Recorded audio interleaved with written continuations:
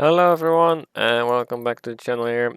It's been a while since I made a commentary video or like a tutorial video, but we're back at it and there's a lot of videos coming up, so stay tuned for that. We have a PMDG tutorial again. I'm going to show my way of getting experience with landings, how to make better ILS landings, and later on how to hand fly the airplane better. For this tutorial, to practice it, you have to select an arrival runway, obviously, and then you want to go into the same direction, opposite from the runway, and get something like between 10 and 15 minutes away. So I think we have to go somewhere over here. It's the first time I'm using Schiphol this way, so we'll see together how this will work out. 11 minutes, it's going to be fine. So we're more or less in a straight line. Can be slightly off, but that's going to be fine. Normally what you want to do is come in under an angle and then capture the localizer, make your final approach, something like that. So we're going to hit I want to change this flight level here to 10,000 feet. There we go. Hit backspace and there we go. It's not working always for some reason, this 10,000 feet, if I set it up, but we'll see how it will work out. We're flying offline at the moment because I'm having trouble with the internet connection. And I want to try to make a stable, smooth video, so without getting this connectivity going up and down all the time. Let's see where we're at. There we go. We're still at 30,000 feet for some reason. I don't know what's going on. First up, I'm going to explain shortly what to do and how to do it and why, step by step. But we're going to start bringing the plane down here by 2200. We're going to slow down here, bring that one to 180 for now is fine. There's not like any given figure here, you can just dial something in, but 180 is just fine for now. ATC want to try to connect with us, so we're going to dial this frequency a little bit and change it for anything else. So yeah, let me explain why this is for me working out very well, and what's the idea of it. If you make an approach like this, you can do like every 15 minutes you can make an ILS landing, so you can practice ILS landings like in 1 hour you can do 3 easily. So instead of flying a full flight, setting up a full flight plan in the FMC, doing everything from takeoff till arrival, being busy for like 2 hours maybe, and then you screw up something in the end, like a small thing, it would be very pity. And if you practice your ILS landings this way, you get better in it, you get better in adapting to different situations, situation which is changing or whatever, and you can start implementing ATC after a while and stuff like that, and wind and etc. I like to turn down the light a little bit, so daylight, we go for a sunset. We have the light from behind, just like this, so we have a clear view on the runway later on because of the runway lights. I'm gonna dial up the lights here so we see what's going on, and then on the overhead panel, should have done the lights first of course, but I know where to find them by now. And then the bottom one of these two, there we go. So now we still have to set up a little bit of a route so sorry for that, but there's like it's done in a matter of seconds. So we go to FMC, this one, route, and then hit previous page, and you have to fill in an origin before you can fill in a destination. So you're just going to pick something which is nearby here. Here, this one for example, EGUW. So we're going to go EGUW, and then we are flying to Amsterdam, so it's going to be AHAM. There we go. When we hit execute now, then you can zoom out here and you will see AHAM showing up.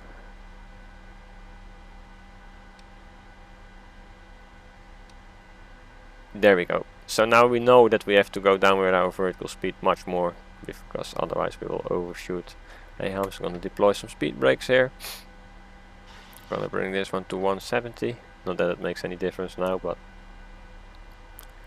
And then in the meantime we want to stay on track more or less. So we're starting off fine here. And we're inbound for runway 6. You see now we're getting close airspeed. We're gaining a little bit of airspeed at the same time. So we have to see, maybe we have to make like a full circle just one time. So yeah, we want to set up some frequencies. We're inbound for ILS runway 6.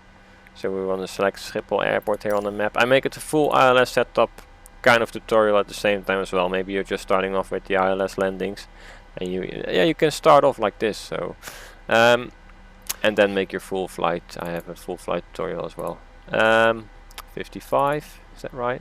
CS 110 55. Press this button to change it to active, and we do the same over here. 110 55. Press the button and it goes to active. Our runway heading or course we have to set up is 056, so we're gonna dial in 056 here. There we go. And that's all what we have to set up. Later on we have to press some more buttons, but you will see later along the way. I'm considering to make like full 360-degree turn, because this is Rotterdam. Shortly after that we have Schiphol coming up over there already, so that's very close by.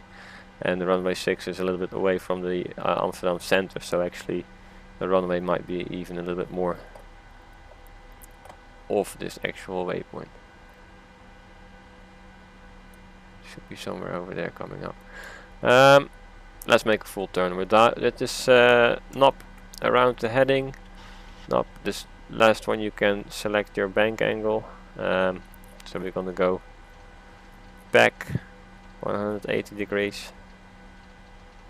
Just like that. You cannot turn it too far. If you go too far, the plane will start turning again to the right to have the shortest turn to your selected heading. When passing 10,000 feet you can switch on your landing lights officially, but it doesn't have to do it for this tutorial.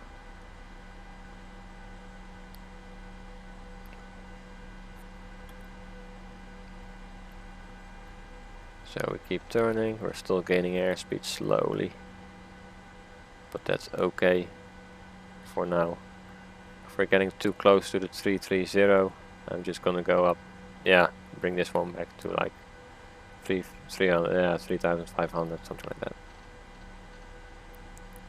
Keep turning. For some reason this 10,000 which I set up in the navlog is not working, so that's weird.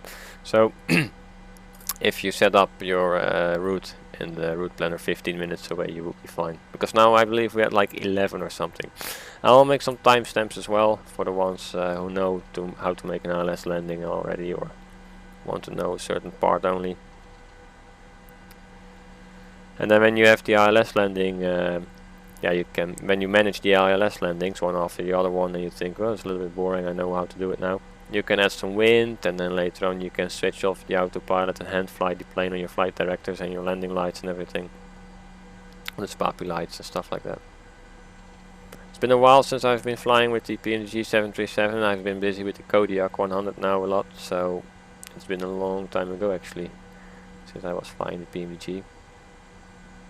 We are getting the 330 here, so I'm gonna go this one, 3500. That should stop the speed brakes are still armed or deployed. Speed brakes armed. You see now the 329 coming up again.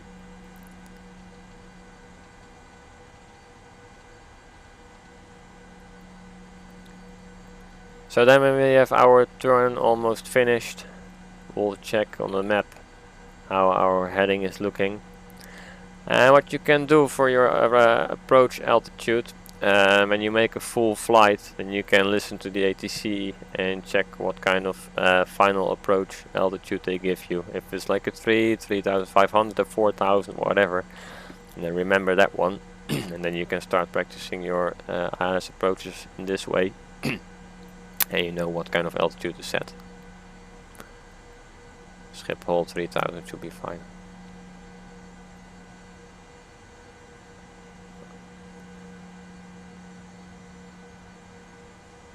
I expect to, there's a hum showing up again, so with our vertical speed we're fine, and I didn't know about the 10,000 feet, so I'll switch on the landing lights here anyway still. Sometimes what I like to do is dial in 10,000 feet and I get a noise like that you reach the altitude and then continue to descend. Then you have like a kind of reminder that you reached 10,000 feet. Gonna go to 2600 here for the moment because I want to lose some airspeed, otherwise we'll be there way too fast. So we're gonna go back to 2200 for now. That's gonna be fine, I think. You see how much distance we still have, and how much altitude we lost in this full turn. So gonna bring up the map here. Gonna check and see. That's the noise I'm in. So we have to come to the right quite a bit. I was making this tutorial video earlier already, and then I got like a CTD. It crashed to the desktop completely. That was pity. I believe I was making almost touchdown even. We were quite far. That was really a pity. So this is the second try, but with a different airport. So just to keep practicing myself here as well. So we're gonna bring the plane back to our heading line, to our course line here. Then later on we should get that's the one I just want to mention. That's showing up now. Be aware if you're in an area where there's a lot of airports, frequencies can be on different airports used, so that you're not switching on your localizer too early. Here it's already showing up that there is actually a signal. It's moving already, but we're gonna wait a little bit with activating it. We're still losing our airspeed quite well, but we keep the speed brakes armed because the Schiphol is not so far away. Then we're gonna start looking for our runway, which is still hard to spot, but should be somewhere coming up soon. Go back a little bit that way. Yeah, our runway heading is 056, so we have to be somewhere nearby the 056. Start bringing down flaps here. Gonna increase this one to 180 a little bit for now. I didn't notice about the airspeed we were losing so fast. Take away the speed brakes.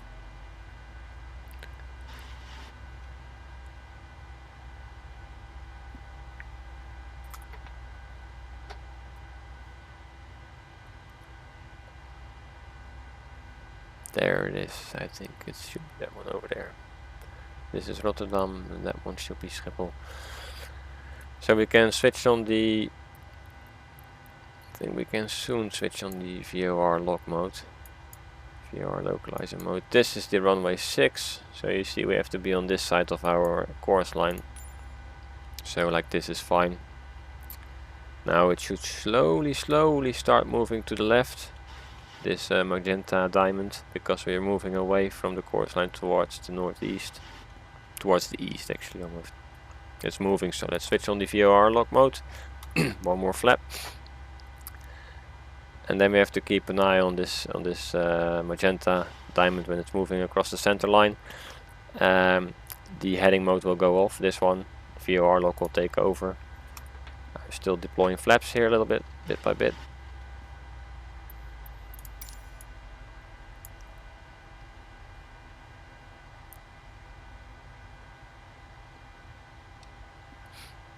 And then when the heading goes off and VOR lock takes over, we switch approach mode on and engage the second autopilot, and then it will become a full auto land. Still going on with the flaps here. When we move on flaps 15, the gear has to be down, so we're gonna drop the gear here as well.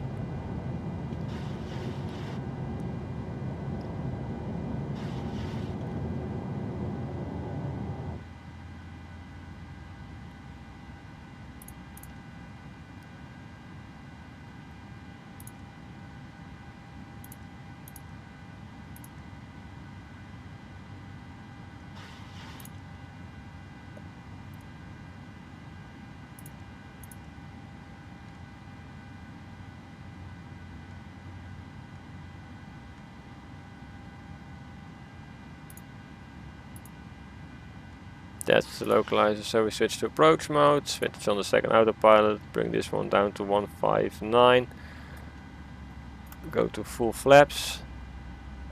We have glide slope here now waiting in white.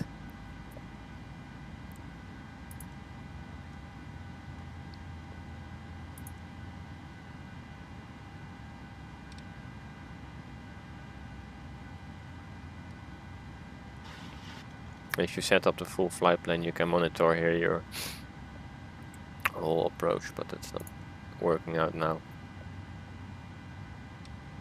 Here we have runway 6 coming up here, so we're nicely aligned here on the flight directives as well. So at this point you can take over yourself as well, make it a hand flying approach if you like to. Now the white text glide slope should become green soon when this one is taking over.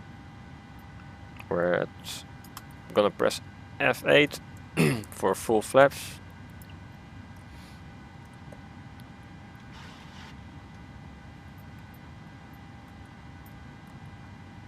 For some reason it's not going.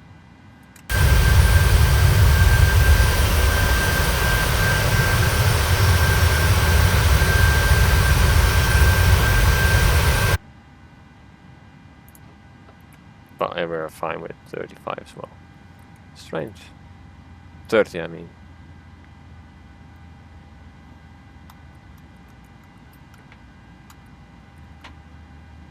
Alright, I'm gonna set auto brake to 2. It's quite a long runway, so that's enough. Glide slope is now green.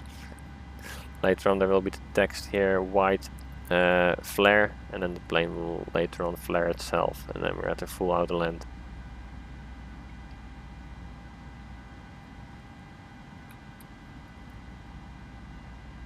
No, flaps is set to full, but there's something. Ah, there was an update, so maybe I should update the PNG. 2500. There we go.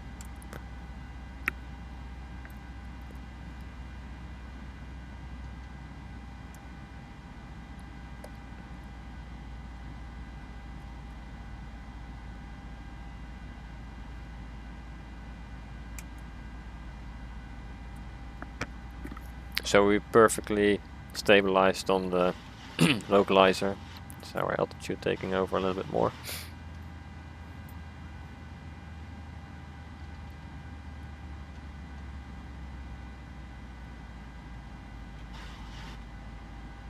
So that's all there is to do to make an ILS landing. I can make a small summary on our final approach. You set up your course, which you can find in the map. Set up your frequencies on both sides for your ILS, and then switch on VOR lock when you get close. When VOR lock taking over from the heading mode, switch to approach, and when you have approach active, you can switch on the second autopilot and it will become a full auto land. If you're making, if you're hand flying this approach, you can monitor these lights here. You have to, you want 2 white, 2 red ones. If you have 3 red, there's the it was blinking, so we got the flare now coming up here. If you have 3 whites, you're relatively high. If you have 4 whites, you're way too high. If you have 3 reds, obviously you're a little low, and 4 red, you're, yeah, I don't know if you're way too low or at least you're quite low. So all we have to do now later on is go to reverse thrust mode. The plane will deploy the speed brakes itself. And we monitor the flare 1000. and wait and make sure that it becomes green. So the plane will actually flare. Otherwise you can press Z on the, oh, now we have full flaps. Okay, that's weird. Otherwise you can press Z on the keyboard, Zulu. You will disengage the autopilot.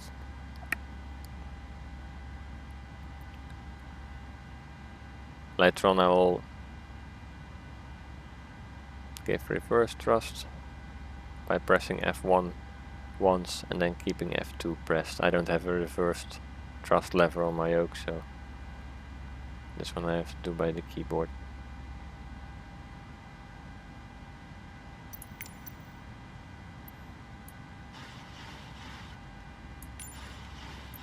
This is maybe a little bit more interesting.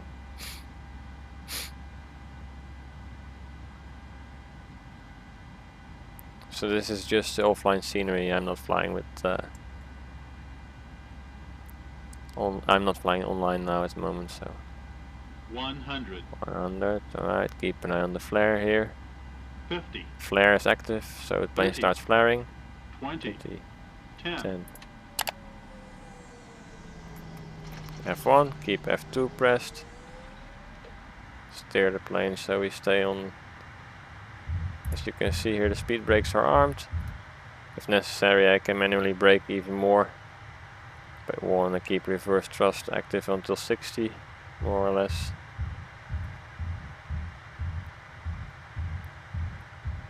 Alright, gonna press F1 here to take away the reverse thrust. Gonna press F5 to bring up all the flaps. Bring our speed to 30. Switch off the auto brake. And we are exiting the runway with more or less 30.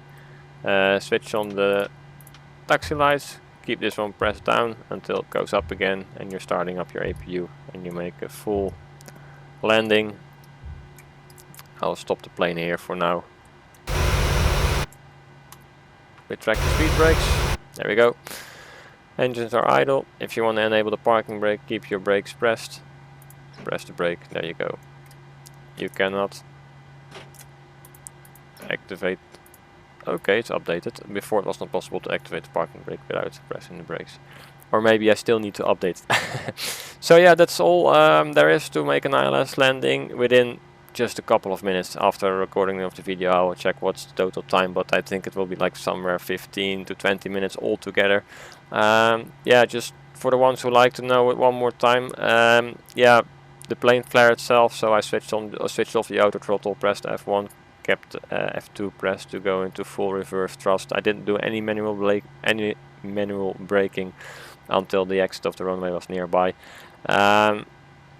Yeah, I'm not a real pilot, but what I understood from one pilot I spoke and all my YouTube experience and forum experiences, you want to get off the runway as fast as possible so they can keep bringing in planes. Now with the APU running here, you can go even to APU power when you're at the gate and you are at full. Obviously you won't do it here, but you're ready to go to auxiliary power and generator power, etc, etc, but that's for a different tutorial actually. So yeah, that was all there is to it. Now you can go and practice your landings one after the other one, and if you get bored, just start adding some wind and take it over from the autopilot. Alright, I hope it was useful, and I hope some people will get better at making their landings as well, just like I'm doing this way, without flying 2 hours and then screwing up your approach by just a small mistake or whatever. Yeah, thanks for watching, and I'll see you in the next one.